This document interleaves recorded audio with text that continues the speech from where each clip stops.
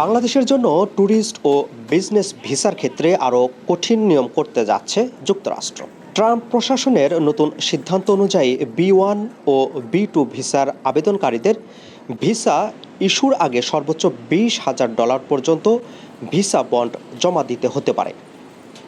মার্কিন প্রশাসনের দাবি 2025 সালে পরীক্ষামূলকভাবে চালু হওয়া ভিসা বন্ড কর্মসূচি সফল হয়েছে। এতে দেখা গেছে যারা বন্ড জমা দিয়েছিলেন তারা ভিসার শর্ত বেশি মেনে চলেছেন। সেই অভিজ্ঞতার ভিত্তিতেই এবার এটিকে স্থায়ী করার উদ্যোগ নেওয়া হয়েছে। নতুন নিয়মে আগের $5,000 সর্বনিম্ন বন্ডের সুযোগ তুলে দেওয়া হয়েছে। একই সঙ্গে সর্বোচ্চ বন্ডের পরিমাণ $15,000 থেকে বাড়িয়ে $20,000 করা হয়েছে। আগামী 3 আগস্ট থেকে নতুন এ নিয়ম কার্যকর হওয়ার কথা রয়েছে।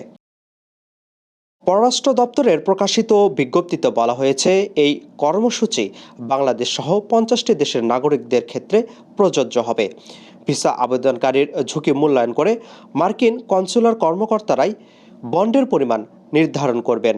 দেশটির কর্মকর্তারা বলেন, ভিসার মেয়াদ শেষ হওয়ার পর অবৈধভাবে যুক্তরাষ্ট্রে থেকে যাওয়া ঠেকাতেই এই পদক্ষেপ নেওয়া হয়েছে। আপেল মাহমুদ, ঠিকানা নিউজ, নিউ ইয়র্ক।